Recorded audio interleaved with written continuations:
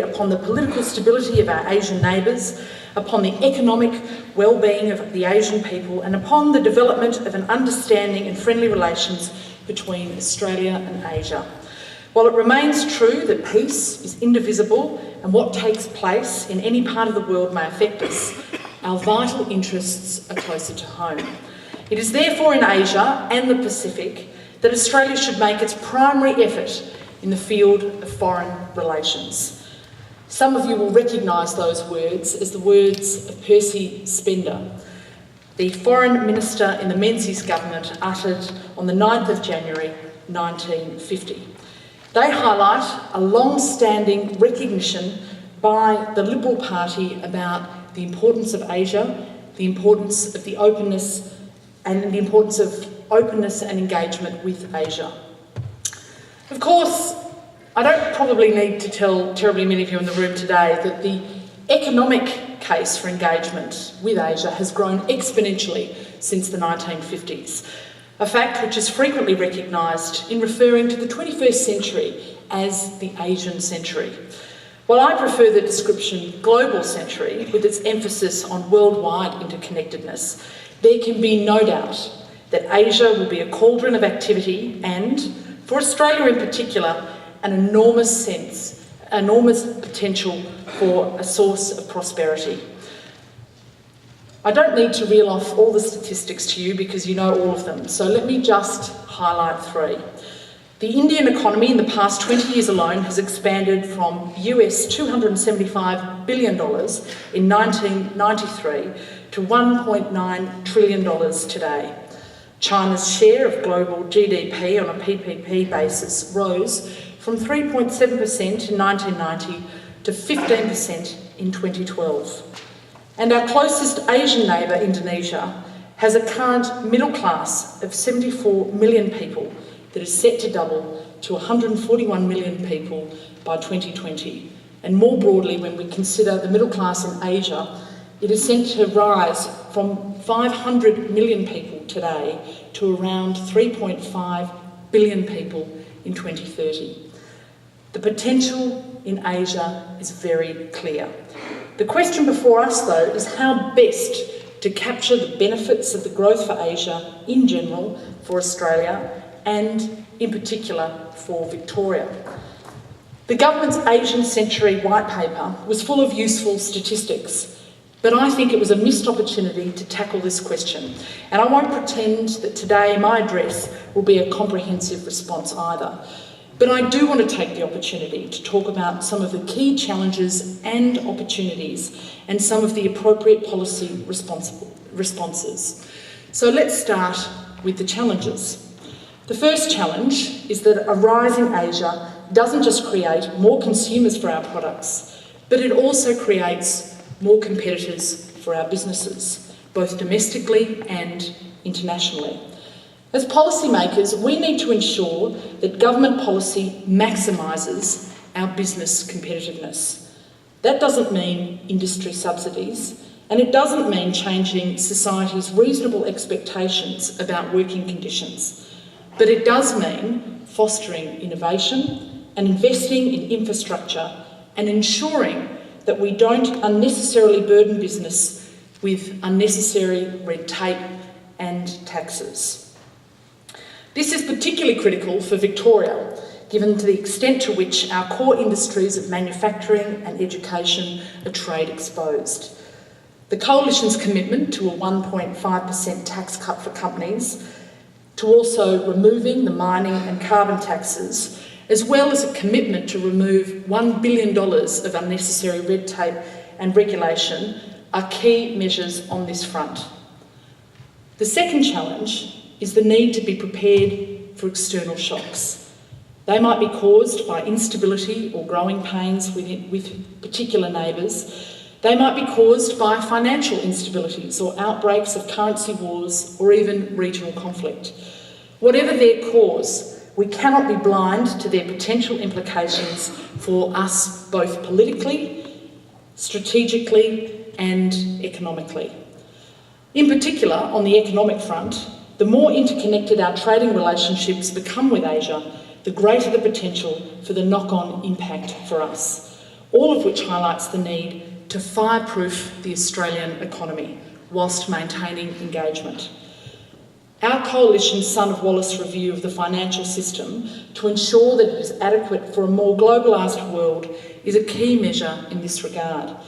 But so too is our commitment to restoring the budget to surplus and beginning to pay down foreign debt. I can think of few actions more calculated to expose the economy to risk than the rapid rise in deficit and debt that we have seen during a terms of trade boom.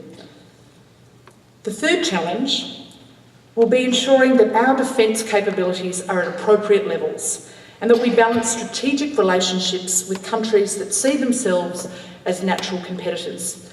Given our dependence on trade, both have important implications for our economy as well as national security.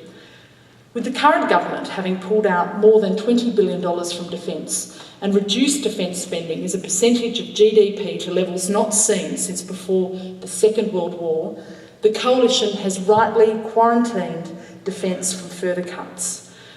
But perhaps more important is a clear commitment to being able to walk and chew gum, not just by maintaining an open trading and strategic relationships with China and America, but also with Japan, India and Indonesia. One of the great successes of the Howard era was the Coalition's ability to grow our economic relationships with multiple countries simultaneously. One of the great tragedies, I think, of the first Rudd Prime Ministership was his capacity to damage our relationship with multiple countries simultaneously. Recall his decision to refuse to export uranium to India, his leaking of a private telephone call with the American president, his bypassing of Japan on his first major international trip, and his very colourful and highly inappropriate description of members of the Chinese delegation at the Copenhagen Climate Summit. The fourth challenge to call out is the need to engender a culture of long-term thinking, not just amongst government, but also amongst business and investors. Anyone who has dealt with Asian businesses knows that they take a much longer-term view of returns and strategy than the average Australian enterprise, and certainly than the average Australian Labor government. We simply must lift our eyes and see and view the longer horizon. In my view, one of the key opportunities that the Coalition's planned white paper on tax reform will present is the opportunity to explore whether changes to the tax system should be made with this in mind. The great news, though, is that when you think long term, it is easy to see enormous opportunities for Victoria and for Australia. The Federal Coalition is committed to a range of policies specifically focused on the Asian region, and we are well aware that these will deliver not only short-term dividends, but the real payback will be over the much longer term. So let's start with trade policy. Given this state's strength in agriculture, education, manufacturing, tourism and major events, financial services and health, it's not hard to see the great opportunities if we get trade policy right. Our two-way trade with China alone is currently worth $125 billion. An astonishing $44 billion of that is from iron ore exports and about $6 billion from coal exports, about $4.5 billion from gold exports and about $4 billion in educational services. This last category, of course, is one of the most important to our state in Victoria. But what this highlights is the capacity to broaden and deepen our trading relationship with China. It should include mining and energy, but it shouldn't all just be about mining and energy. The Deputy Leader and Shadow Minister for Foreign Affairs and Trade, the Honourable Julie Bishop, has made it clear that a first-order priority for a coalition government will be to conclude a free trade agreement with China, along with South Korea and Japan. In the Asian region, we will be focusing on agreements with India and Indonesia and have a broader range of targets across the globe. Our New Zealand cousins have shown us the way and they are reaping the benefits. Australia and New Zealand both started commencing bilateral negotiations on a free trade agreement with China after China entered the World Trade Organisation in 2005. The difference is New Zealand concluded theirs in 2008, and their agreement has seen the trade relationship between New Zealand and China treble, with 90% of New Zealand's products getting into China duty-free. With our own exports still facing tariffs in a number of key areas, including beef and seafood, we now see losses of market share and some, quite frankly, ridiculous situations. For instance, we have Australian seafood producers selling their seafood to New Zealand to on-sell to China, with that still being cheaper than those same Australian producers selling direct. But it's not just about trade policy. It's about having business that is match fit to engage with Asia. I've already spoken about competitiveness, but there's also a clear need to develop networks and cultural understanding. A core component of our strategy in this regard is our new Colombo Plan, a scholarship scheme where the government offers opportunities to Australian undergraduates to spend part of their time studying for their course in a university in our region. For example, a student at my old alma mater of the University of Melbourne could be offered a scholarship to study for, say, 6 months at Beijing University, with that period counting towards the University of Melbourne degree. The scheme would partner with business operating in the region, with our students being offered internships and mentorships, giving them a connection directly with Australian businesses abroad, and business a connection with a student who has developed cultural literacy in a region that is relevant to them. This will not deliver results straight away, but over time, we hope it will become a rite of passage for Australian students, so that in due course, our businesses, NGOs and political leaders will have lived, studied and worked somewhere in the region. What better way to develop mutual cultural, social and political understanding and develop the networks that are essential for success?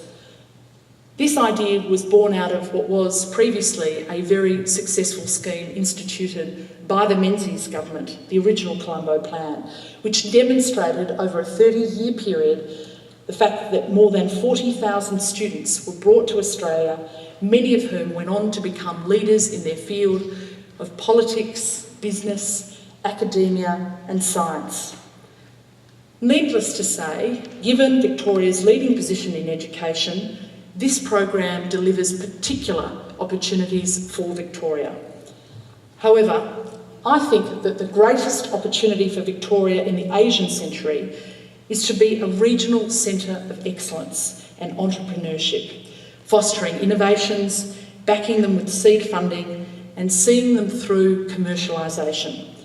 Again, this won't happen overnight, but with the right policies, there is enormous potential. We have shown what we can do in health and medical research, and we're quite capable of delivering outside of the life sciences as well. Consider what should be Victoria's strategic strengths vis-à-vis the region. We have an open economy.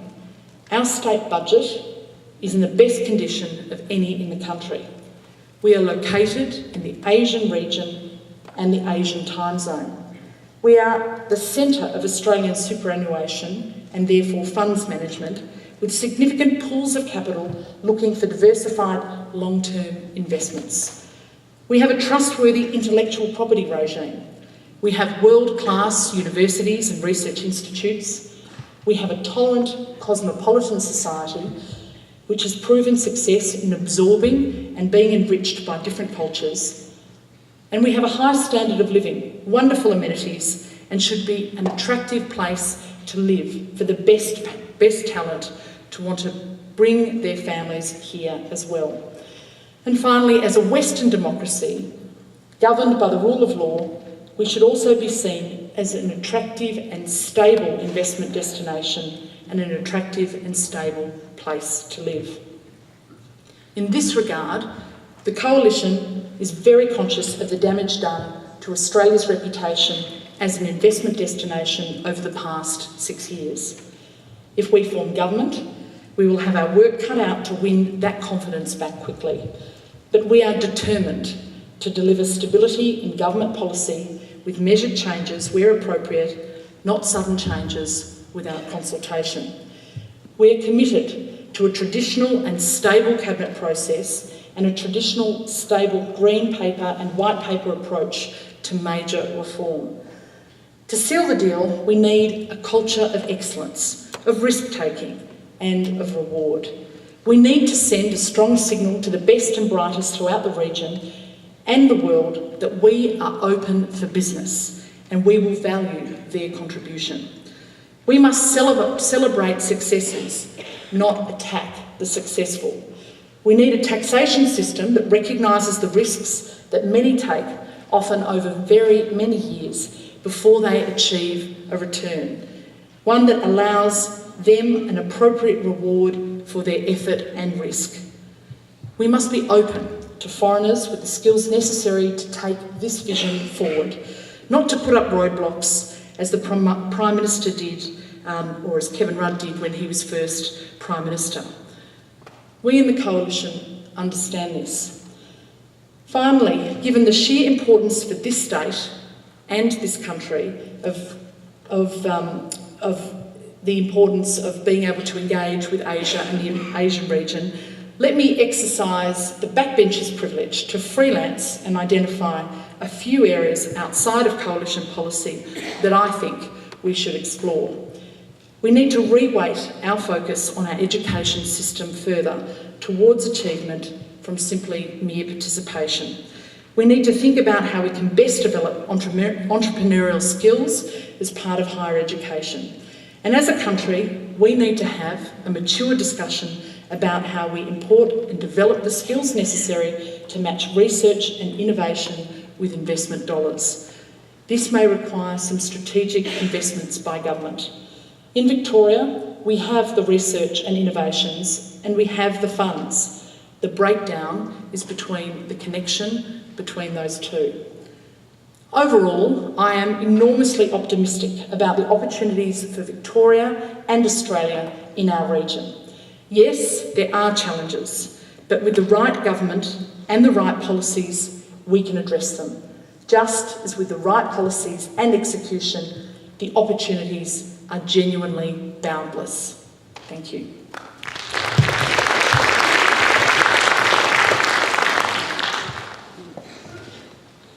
Kelly's very kindly, in a short period of time, we've got offered to take a few questions, and can I please emphasise the use of the term question in that sentence? Do we have some questions from the floor? Yes, we have one right now. Kelly, thank you very much for your presentation. Richard Chauvel from Victoria University. I was pleased to hear your comments about New Colombo Plan and also your mention of cultural literacy. What changes do you think a coalition government would make to the funding models to encourage, if not pressure, Australian universities and schools to focus more definitively on Asia-related competencies? Yes, well, we have certainly, thank you very much for the question, we have certainly said that we believe that language is an area that should be very much at the forefront of our education system, particularly in schools. We have in fact been going backwards in our language skills, and this is something that the federal leader of the coalition, Tony Abbott, announced to budget in reply speeches ago, that this would be a core part of coalition policy in encouraging people to take up a second language. And the fact is, for the most part, they will be probably Asian languages, because people will want to learn languages that are relevant to their business opportunities and that are relevant within our region. But it won't be exclusively Asian languages. So I suppose that's one point.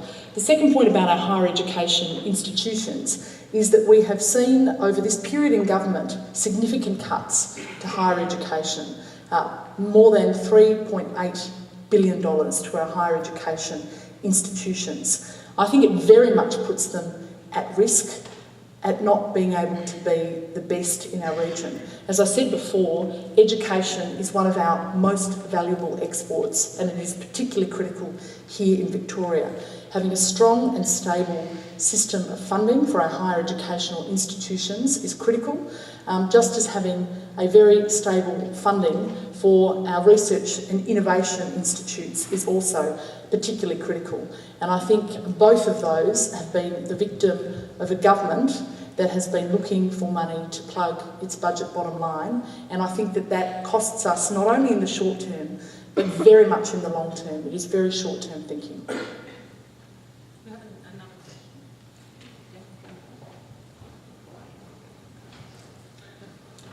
Gina Gregor, thank you very much, Kelly. I wanted to just share with you the fact that we've been very privileged to have Ken Henry with us for the last evening and half day, and he just presented over the lunch break. He did say privately last night that the Asian Century White Paper was the most exciting thing he'd done in his life and the most satisfying thing that he'd done in his life. I suppose some of us are concerned that in Asia, it has played really well. We have a long-term vision. We may argue with some of the language in it, we may argue with some of the politics in it, but it would be a really big pity if the message in our region was that a change of government might make big changes. So just wondering if you can comment on that. Well, we've never been critical of the white paper per se. I mean, there's a lot of very valuable information in the white paper, as I mentioned just before, and certainly it brings together quite a lot of knowledge that had been siloed. So from that perspective, I think there is real value in the paper that's been produced. But I suppose my criticism was more about that it doesn't offer directly too many solutions to some of the challenges that are set out. And I think that we now need to take the next step and look at how we can better set Australia up for success, and particularly also our state up for success going into not only the next 10 years, but the 20 years and 30 years beyond. And you need to lay very strong foundations in order to do that. And I think hopefully with the speech that I've just outlined, I've given you some indications of the areas that the Coalition is particularly keen to focus on in terms of taxation policy, in terms of education policy in particular, as two signature areas. But by no means is that the only area. Trade policy, as you well know from our previous time in government, is something that we pursued very doggedly, and it's something, again, that we think needs a new re-energised effort. Thanks, Kelly. In the interest of time, I know we have a busy schedule this afternoon, as does Kelly, who needs to be elsewhere, but I thank you, Kelly, for outlining the Coalition's 4 key challenges, as you mentioned them, and also some of those areas that you picked up we need to broaden and deepen our relationships with AG. You mentioned agriculture, education, manufacturing, tourism and major events amongst those issues, and I think they're things that we've all spoken about in the last couple of days. And in particular, thank you for your backbenchers insight. That's always appreciated here. We have a small token of our appreciation for you coming today, which I'm sure will come in very handy during the course of the election campaign in the coming weeks. So please join me in thanking Kelly for doing this.